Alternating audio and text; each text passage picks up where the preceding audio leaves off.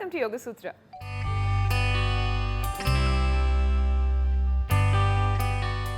ఇవాల్టి యోగ సూత్రలో కృష్ణ గారు మనందరికీ ఏ ఆసనం పరిచయం చేయబోతున్నారో చూద్దామా?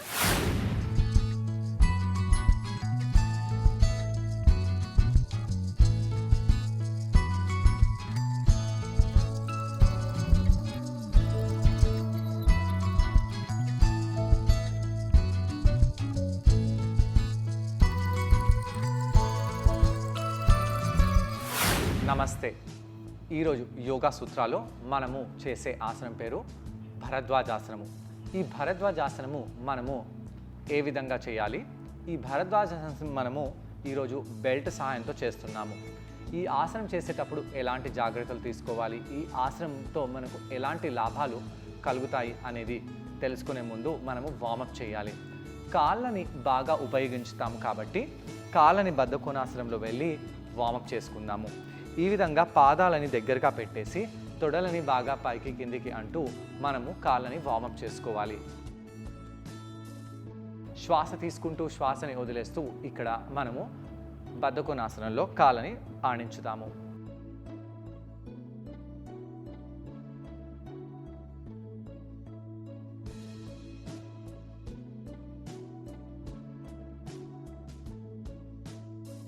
దాని తర్వాత రెండు కాళ్ళని ఈ విధంగా సూటిగా చేసి షేక్ చేయండి.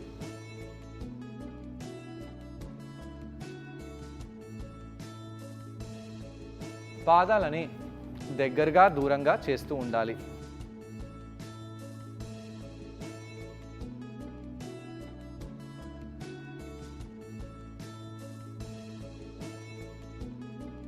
ఈ విధంగా వార్మప్ చేసిన తర్వాత ఒక కాలుని మనము హిండోలాసనంలో తీసుకెళ్ళి బాగా ఆడించాలి. ఈ విధంగా కదిలించాలి.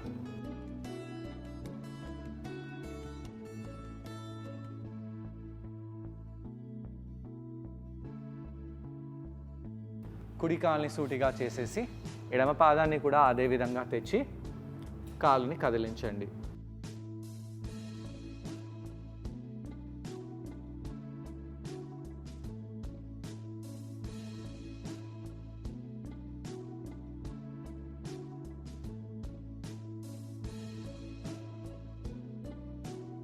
దాని తర్వాత మనము ఒక కాలుతో అర్ధ పద్మాసనం ఏ విధంగా చేయాలో కూర్చుందాము.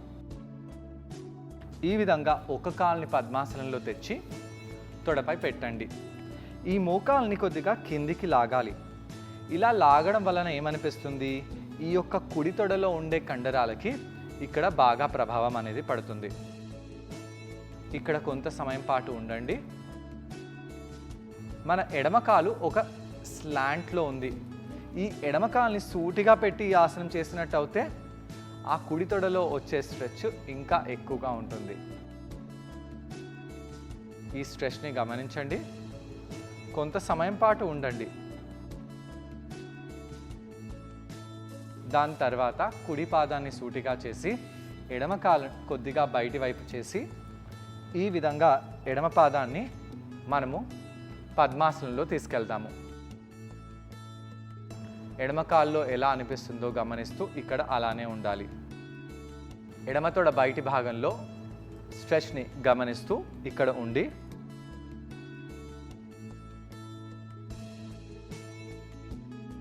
దాని తర్వాత కుడి కాల్ని సూటిగా తెచ్చిపెట్టి ఇక్కడ అలానే ఉండండి. ఎడమ మోకాల్ని ఎడమ తొడని కింద స్ట్రెచ్ చేద్దాము.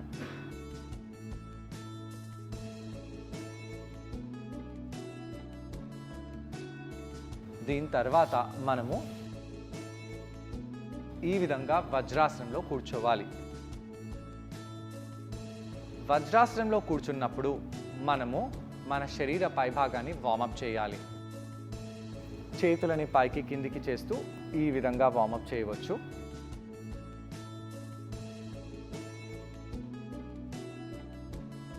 చేతిని ఈ విధంగా సైడ్కి తీసుకెళ్తూ వార్మప్ చేయవచ్చు.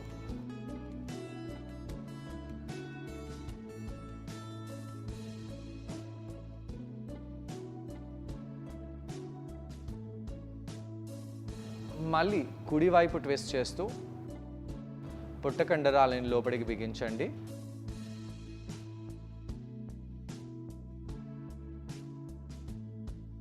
ఎడమ వైపు కూడా పొట్ట కండరాలని అదే విధంగా లోపలికి బిగించి ఇక్కడ ఉండండి. ఈ విధంగా రెండు వైపులా స్ట్రెచ్ చేసిన తర్వాత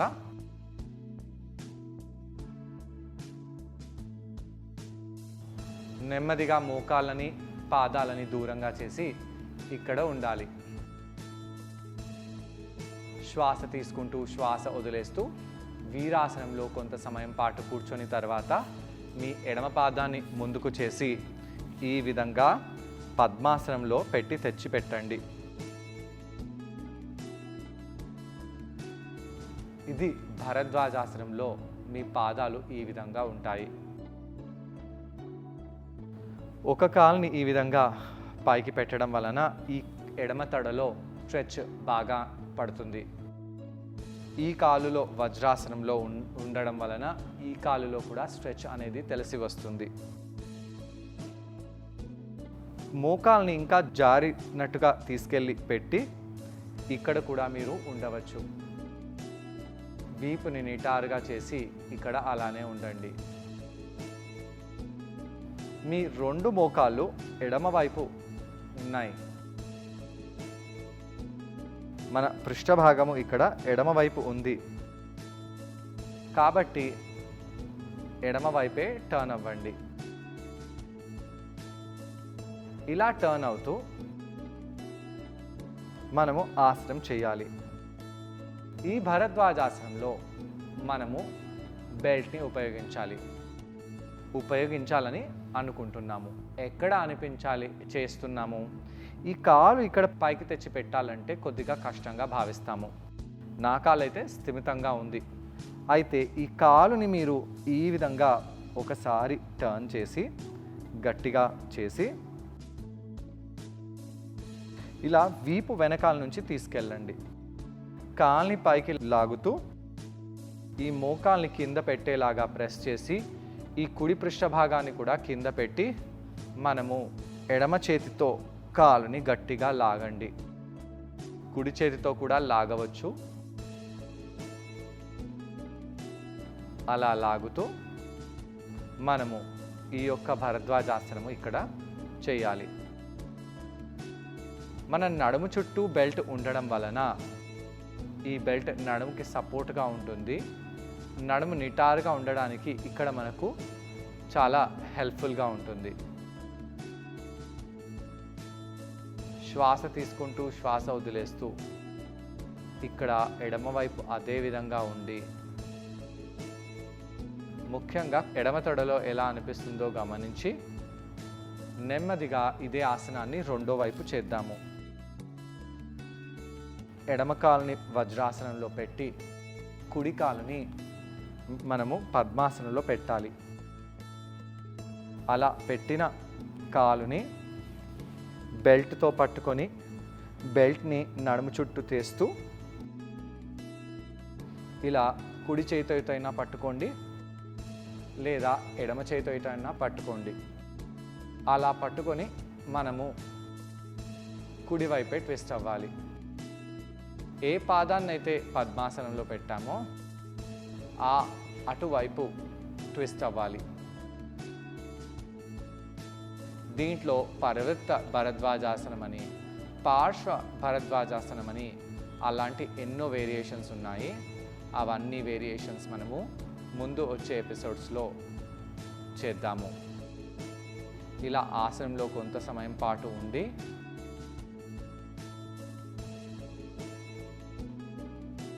దీని తర్వాత నెమ్మదిగా బయటికి వచ్చి కాళ్ళని మనము రిలాక్స్ చేసుకోవాలి. ఏ ఆసనాలను అయితే వార్మప్గా యూస్ చేసామో అవే ఆసనాలని ఇక్కడ కూల్ డౌన్గా కూడా యూస్ చేసుకోవచ్చు. ఈ ఆసనాన్ని ట్రై చేయడానికి కృష్ణ గారితో పాటు నేను కూడా జాయిన్ అవబోతున్నాను. మా ఇద్దరిని చూసి ఒకసారి ఈ ఆసనాన్ని మీరు కూడా ట్రై చేయండి. నమస్తే. ఈరోజు యోగా సూత్రాలో చేసే ఆసనం పేరు భరద్వాజాసనము. ఈ భరద్వాజాసనము మనము బెల్ట్ సహాయంతో చేయబోతున్నాము. ముందుగా ప్రిపరేషన్ చేసి దాని తర్వాత ఈ ఆసనాన్ని చేద్దాము. కాళ్ళలో బాగా ప్రిపరేషన్ చేయాలి కాబట్టి మనము ముందుగా వజ్రాసనంలో కూర్చోవాలి. వజ్రాసనంలో కూర్చొని కొంత సమయం పాటు మనము ప్రాణాయామం చేద్దాము. ఇక్కడ మనము శీతలి ప్రాణాయామం చేద్దాము. నాలుకని ఈ విధంగా బయటికి తెచ్చి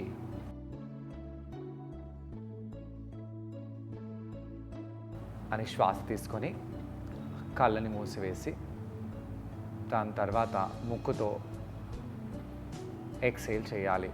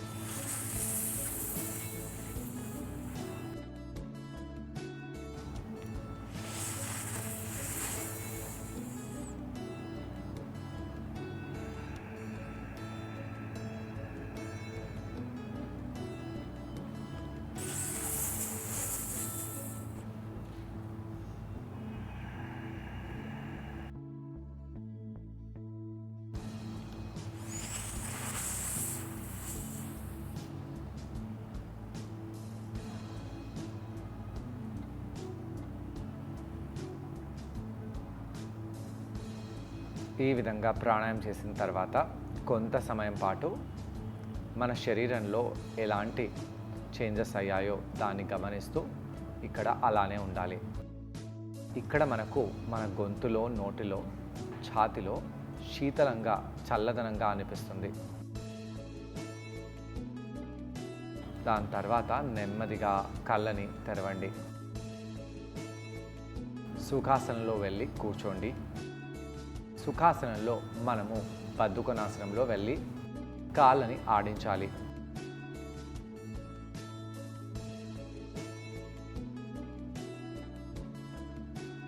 శ్వాస తీసుకుంటూ శ్వాసని వదిలేస్తూ తొడల కండరాలని, నడుము కండరాలని లలో రక్త ప్రసరణ బాగా జరగడానికి, ఆ యొక్క కండరాలని వార్మప్ చేయడానికి ఈ బద్ధకొనాసనాన్ని వాడుతున్నాము.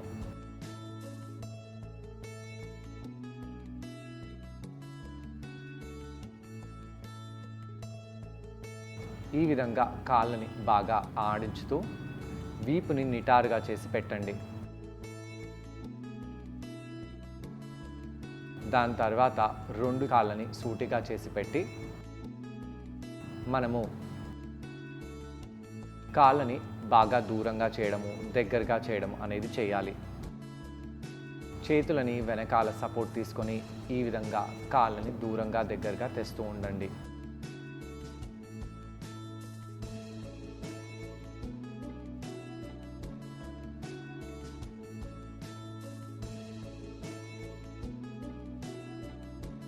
దాంతో కాళ్ళ కండరాలలో బాగా స్ట్రెచ్ అనేది పడుతుంది. ఈ విధంగా చేసిన తర్వాత నెమ్మదిగా మనము కుడి కాలుని హిండోలాసనంలో తీసుకెళ్ళాలి. కుడి కాలుని హిండోలాసనంలో తీసుకెళ్ళి కాలుని బాగా కదిలించాలి.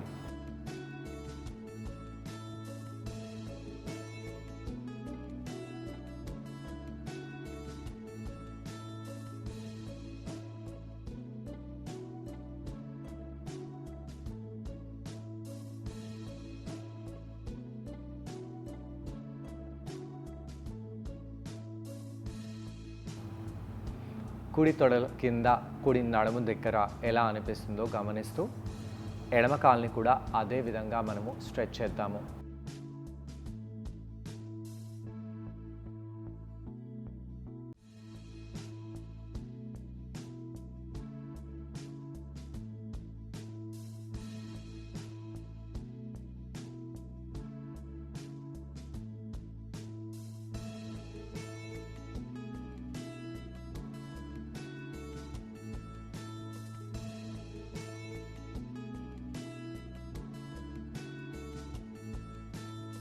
దాని తర్వాత కాలుని కింద పెట్టేసేయండి. ఇప్పుడు మనము ఒక కాలుని సూటిగా పెట్టి ఒక కాలుని పద్మాసనంలో తీసుకొని రావాలి. కుడి కాలుని మనం పద్మాసనంలో తెచ్చి పెడదాము. అలా తెచ్చిపెట్టి ఆ కుడి మోకాలుని కింద మ్యాట్కి తాకేలాగా తీసుకెళ్ళాలి. కావాలంటే మీ ఎడమ పాదాన్ని ఇంకా ఎడమవైపు చేసి ఉండండి. అలా కొంత సమయం పాటు ఉన్న తర్వాత నెమ్మదిగా ఎడమ పాదాన్ని సూటిగా తెచ్చి పెట్టాలి.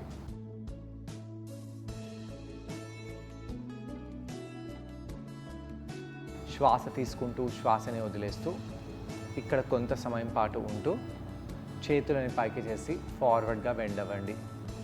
దాంతో మన కుడి తొడపై చాలా ప్రభావం పడుతుంది.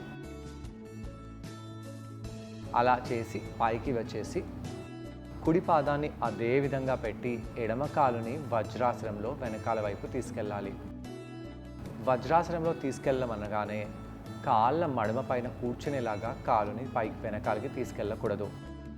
కేవలం కాళ్ళ వేలు వెనకాల వైపు వెళ్ళేటట్టుగా చూడండి. చాలామంది కాళ్ళ వేలు వెనకాల వైపు వెళ్లకుండా సైడ్ భాగాలకి పాయింట్ అయి ఉంటాయి. అలా కాకుండా ఒక మంచి మ్యాట్ని మీరు కుషన్గా తీసుకొని లేదా ఒక బెడ్షీట్ని మీ కాళ్ళ వేళ్ళ కింద పెట్టేసి ఎడమ కాలుని వజ్రాసనంలో పెట్టండి. కుడి కాలుని అదే విధంగా మీరు తెచ్చిపెట్టి ఇక్కడ వీపుని నిటారుగా చేసి పెట్టండి. ఇప్పుడు మనము భరద్వాజాసనం చేద్దాము. నెమ్మదిగా మనము కుడివైపు ట్విస్ట్ అవ్వాలి.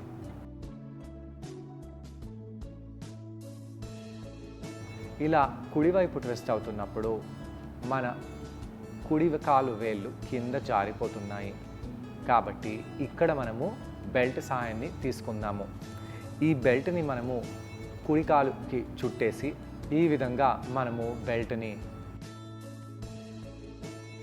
నడుము చుట్టూ తీసుకెళ్ళి ఆ కుడి పాదాన్ని లాగుతూ ఈ ఆసనాన్ని చేయాలి. వీలవుతే మీరు మీ కుడి చేతితో ఈ బెల్ట్ని పట్టుకోవచ్చు. కుడి చేతితో బెల్ట్ని పట్టుకోండి. వీలవుతే మీరు ఎడమ చేతితో కూడా బెల్ట్ని గట్టిగా లాగి ఈ కుడి వైపే ట్విస్ట్ అవుతూ ఎడమ చేతితో బెల్ట్ని లాగుతూ కుడివైపు ట్విస్ట్ అవ్వచ్చు. అలా చేసి ఈ భరద్వాజాసనం చేయండి. చూసారు కదండి, ఈ ఆసనం పేరు భరద్వాజాసనం. ఈ ఆసనాన్ని మనం బెల్ట్ సహాయంతో చేసాం. ఈ ఆసనం చేయడం వలన ప్యాంక్రియాస్ అలాగే లివర్ పై మంచి ప్రభావం పడుతుంది. తొడ కండరాలకు చాలా మేలు చేస్తుంది. కాళ్ల కండరాలు బాగా బలంగా దృఢంగా తయారవుతాయి. అలాగే కాళ్ళు నడుము కండరాలకు చక్కటి టోనింగ్ లభిస్తుంది. రెండో వైపు కూడా అదే విధంగా ఈ ఆసనాన్ని చేయాలి. కాలును వదిలేసి మన ఎడమ పాదాన్ని పైకి పెట్టాలి. కుడి కాలుని వజ్రాసనంలో పెట్టండి. కుడి కాళ్ళ వేలు వెనకాల వైపు చూపిస్తూ ఎడమ పాదాన్ని భరద్వాజాసనంలో పెట్టండి. ఎడమ కాలు తొడ పైకి ఉండాలంటే కొద్దిగా కష్టంగా భావిస్తాము. ఈ విధంగా మనము బెల్ట్ సహాయాన్ని తీసుకుంటూ నడుము వెనకాల నుంచి బెల్ట్ని పట్టుకొని ఎడమవైపు ట్విస్ట్ అవ్వండి. అలా ఎడమవైపు ట్విస్ట్ అయ్యేటప్పుడు ఆ ఎడమ చేతితో బెల్ట్ని గట్టిగా పట్టుకొని లాగాలి. అలా లాగడంతో ఈ కుడి పాదము ఎడమ తొడపైనే అలానే ఉంటుంది. ఎడమ కాలు వేళ్ళని లాగుతూ ఎడమ మోకాల్ని కింద ప్రెస్ చేయడానికి మనము ఆ కుడి చేతిని ఉపయోగిస్తూ ఇక్కడ ఉండి ఆసనంలో మనం బెనిఫిట్స్ని పొందగలుగుతాము. ఈ విధంగా ఆసనం చేసిన తర్వాత రిలాక్స్ అయిపోవాలి.